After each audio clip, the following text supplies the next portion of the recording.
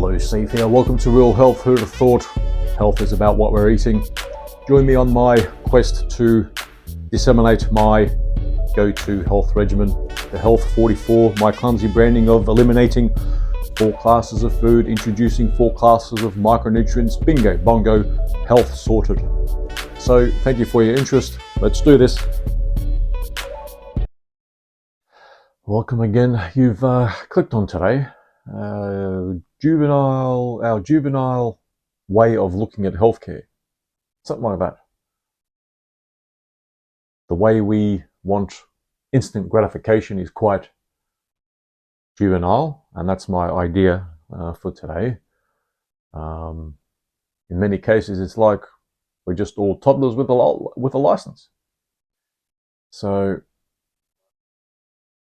the instant nature, particularly with allopathic medicine, the instant nature of giving this pill or that injection to cure, well, not really a cure, to alleviate a pain. Indigestion, oh, I've got this, give me some, some PPI, some liquid or pill to soothe my ills.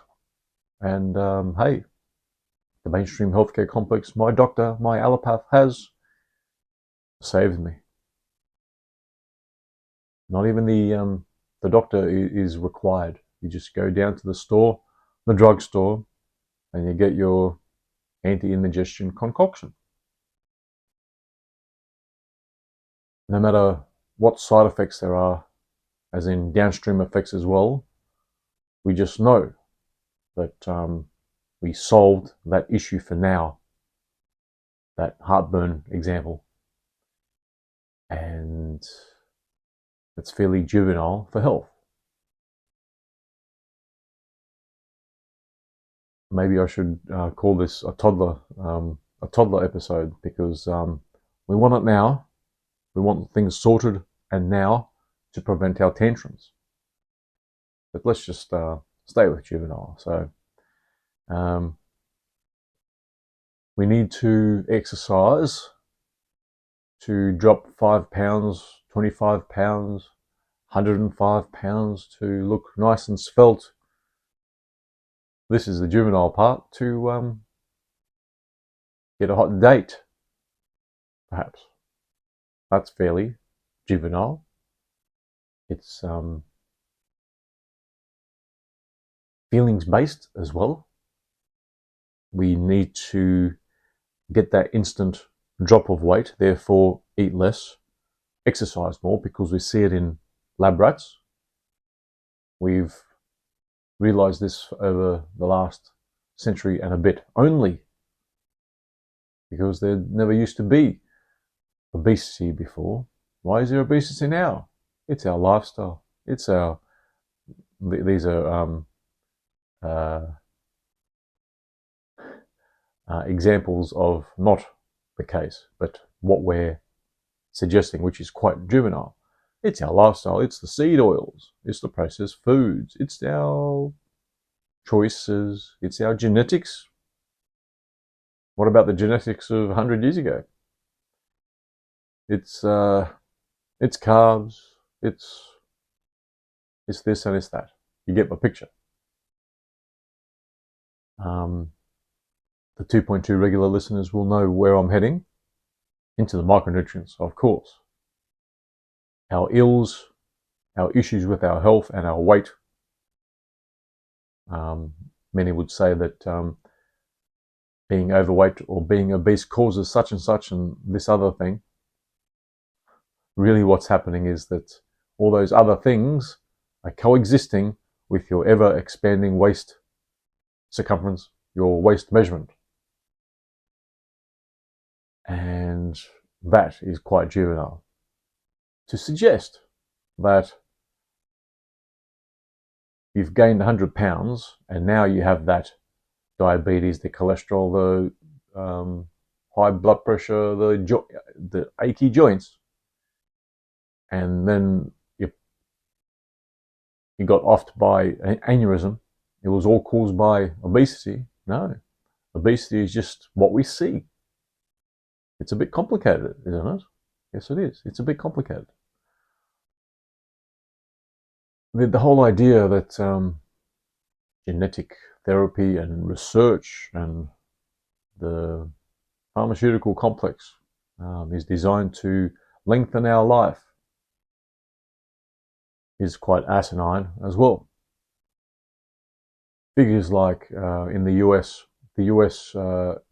ranks over 40th, between 40th and 60th, depending where you get your data. Google would suggest 45 or so, I think. Last time I looked, it won't change too much. It could actually improve because the rest of the world is catching up to this. And where they're catching up is that things like the US spends the more on healthcare than the rest of the world combined, with 4%, 5% of the population. They spend more than the rest of the world combined on healthcare and the research of, the treatment of our health, management of our ill health. And that's where words start to get concocted, which is quite juvenile. That's not fair, and all those sort of ideas, healthcare for all, and America subsidizes the rest of the world's free health and all that sort of thing, yada yada. It's all quite juvenile, ideological. That's quite juvenile. And so to spend more on healthcare than the rest of the world combined, and you rank over 40th, which puts you into developing countries realm. Even some, third world countries. There's third world countries that probably rank better in longevity. And the reason why longevity is so long, apparently, versus a century and more ago, is that birth deaths and infant mortality rates have plummeted 95% plus. That's an easy fix on the statisticians. That's why we get this doubling of life expectancy from the turn of last century. I know I've mentioned this quite often, this whole sort of spiel, but I do get the one-off listeners. So just quickly, there was 25 per 10,000 people that were centenarians 120 years ago. Now there's 1 in 10,000. Yet our life expectancy has doubled. When you decrease the life of 80 years, infant mortality, and then someone lives to 80, that's just an explosion of stats. Try and see around you people dying. Oh yes, 85, 92. Oh, my grandmother, such and such, 105. How about now? The 61-year-old just suddenly died. Oh, the poor such and such had a genetic defect and died age 16. I'm leading into the whole micronutrient complex.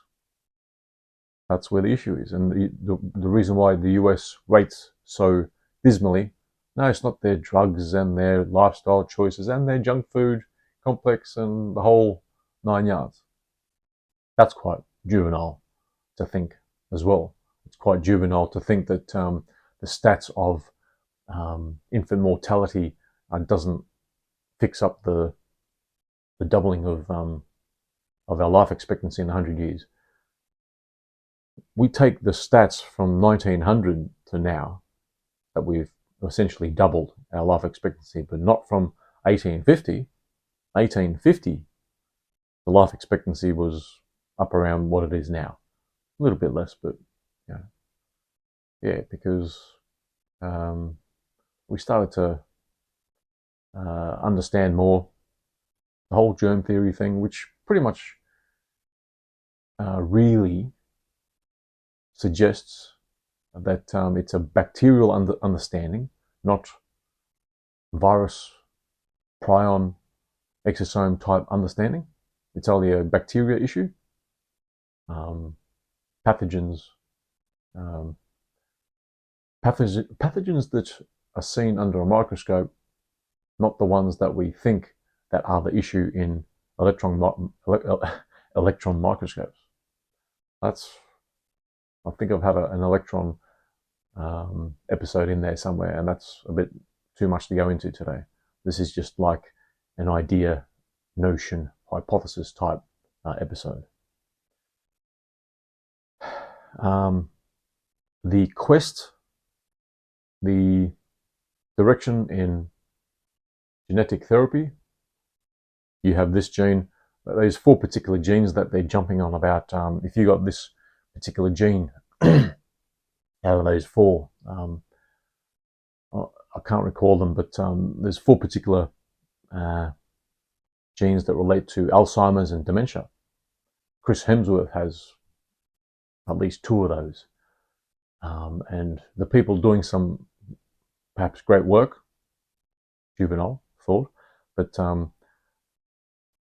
it comes out of their own mouth that there's 100-year-olds still walking around knowing what they're doing with all 4 genes, all 4 indicator genes that suggest that you should be dead from Alzheimer's or dementia. There is 100-year-olds with all 4 of those genes in their makeup. Just that idea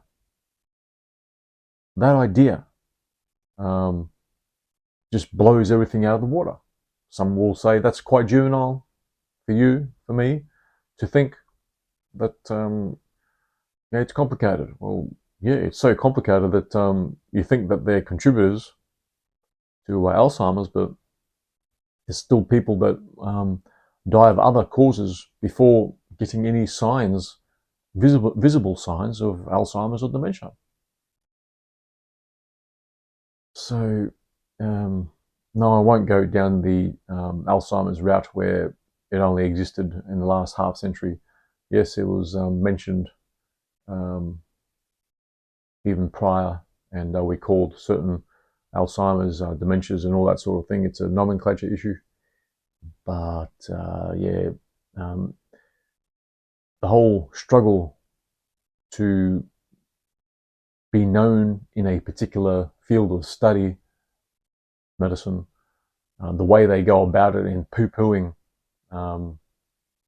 the other quack scientists is quite juvenile. It's like the teenage girl bad-mouthing the intersexual competition by suggesting that that girl over there is a slut, and she kissed such and such, and she's so terrible. She's got a pretty body because she does this and that. You can just imagine some of the juvenile girl stuff that goes on in science. Reputations are quite damaging. We've gone past the whole idea of shouldering and striking at your competitors like the man's world of yesteryear. Some will say we're still in a man's world. Well, in certain ways, yes, because I guess men excel at being psychopaths in working 16-hour days, that sort of thing. So the whole juvenile way we approach health, even in the prophylactic way, the preventative way we go about health in exercising, eating right, and because fruit and veg, whole grains, non-fatty meat, fat equals fat. This particular food has fat, therefore it causes fat. That's quite juvenile. It's just as juvenile as weight loss ideas.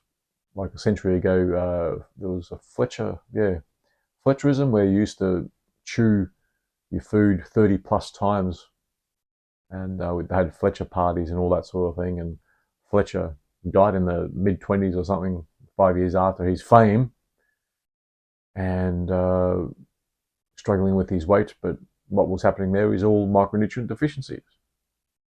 Okay, and to discount micronutrients as our central issue of ill health is quite juvenile. When real scientists that respond to not ideology agendas, the most effective driver of innovation, knowledge, is money, and the people that need to get money to work, otherwise they don't have a job, is veterinarians. And veterinarians understand that you need to be prophylactic in your field, otherwise you're not going to pay for a knee surgery for a bull, or heart surgery for a pig, and all that sort of thing. You're just not going to. But humans, we have insurance, and we can afford to. We're not going to get a gun for that lame bull. We will use insurance and the government purse to try and fix that person. Orthopedics, heart surgery, treating cancers, and the like. So that's quite juvenile. And what I'm referring to with veterinarians is that veterinary science mimics, it's not a mimic, it relates to human biology, because hey, vertebrates do have skeletons and a heart and lungs and all the rest of it. They copulate, and they have alpha struggles, and they give birth and lay eggs. And all vertebrates need 90 essential micronutrients. Even the almost extinct panda needed the same as what humans need. Oh, no, humans need this, and a rat diet is that. A pig diet is that. A giraffe eats this food. A panda eats that food. All those different sources of food, just like with carnivores, the vegans, the ketos, and the opportunistic omnivore sad diet people. All foods have different rates per gram or per kilo of micronutrients. Even a particular food, like I often use carrots, a carrot even in the same bag from the same farm might have different amounts of minerals in them. I don't think the research has been done, but if you had to measure the makeup of one carrot and the next, even from the same farm, together, 2 carrots together, perhaps they'll come up with the same sort of mineral composition. But carrots in the same farm but a different field, or downfield, will be different. That's the nature of the ad hoc nature of minerals in our soils. And if an animal chews on bark, if an animal licks salt, if an animal would rather drink dirty water versus clean water, suffering piker, just like the human, instead of choosing the apple. What a crappy choice that is, but this is just colloquial use. Apple versus candy. We choose candy. Pretty much the same sort of thing. It's just sugar going into your system. The reason why we have grains and we fixated on fruit and veg to be healthy is because They don't fight back. We can grow it in ample proportions, and we've been able to feed the populace over half a millennia to a good and dependable rate in that time.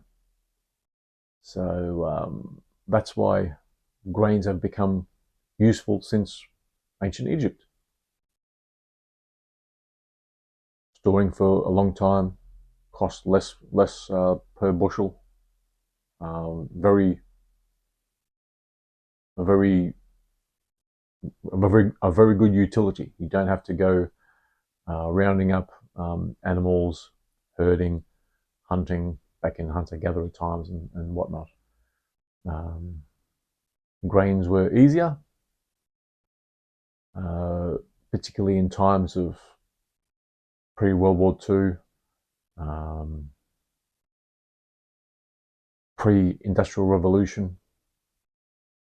It was very difficult to raise animals, and to raise more animals, to provide more meat, you had to provide more produce, more grain, more grasses. It was pretty hard to get grasses, so we started feeding cattle grains, and they eat a lot of it, and so we had to make use of our newfound knowledge in producing 1,000% more produce pre-industrial times in the 17th century, and yeah, here we are today. I should include the food pyramid as not being nefarious. There's many out there suggesting that it was a nefarious act by this lobby and the agricultural society and yada yada. I really do believe that it was quite juvenile. It was quite juvenile to suggest that grains and produce is the way to go, because we were just linking high fat, high protein as the issue of cholesterol, weight issues, and the like. So I think I've made my point, the sort of point I'm trying to get to. We sort of do between being a juvenile and a toddler in our outlook of health, how we manage our health. Sometimes we are functioning adults, and the best functioning adults out there is the people that prevent disease and ill health. And no, that should not include the exercise people and the eating right people, which includes too much grain, at least, or becoming vegan for ideological and health purposes. Many people choose veganism just to try and lose weight, because you've got the very slender, emaciated vegans and the overweight vegans that have cookies and cream and candy and the rest of it, where some of the healthier ones have a bit too much oil, and oil is an issue, particular oils in a bottle. And just to round out today, from the adult that has toddler tendencies sometimes, but realize where the adult should be in health, micronutrients, the whole health 44, just for those one-off listeners that listen to the whole episode, the whole 44, the first four of the 44, is to eliminate glutens, oils, sugars, nitrates, nitrites. Those four classes of food, 90+% of the supermarket, eliminated, gone. In a short time, you won't request, you won't seek that 90% plus of the supermarket, and you bring in the second four of the 44, you bring in the four classes of micronutrients. There's 90 declared essential micronutrients, there's 60 of that is minerals, 16 vitamins, 12 amino acids, 2 essential fatty acids. Health sorted, if not in 3 or 4 months, in 18 months, depending on your age and your condition level, you'll be at least much, much healthier and looking fitter. And my physique that you see now is not very exercise enhanced, just the whole 44. Yes. So look me up. There's a link there on all episodes and all portals, and yeah, even if I don't get a cracker out of this, it's there. I'm a testament to the success of understanding micronutrients. I essentially dropped my weight by half, and I was pushing 400 pounds there for a while, and sorted out my whole metabolic syndrome and things like carpal tunnel and frozen shoulder and orthopedic issues, and it was a mess. It was a mess, and I've probably got even more to go. I'm even considering the whole uh, pathogen cleansing regime to do every couple of years, which some naturopaths suggest. Maybe I can do even better. And I've even done much better in the past by going hard keto, basically meat, eggs, yogurt. That's it. So that's a quick sort of roundup of my disclosures. Don't give a shit about other disclosures that I should have. Seek your medical professional, this and that. I've had many a medical professional drive me into a ditch. So there you go. Thanks for your interest. Hopefully see you next time. Bye-bye.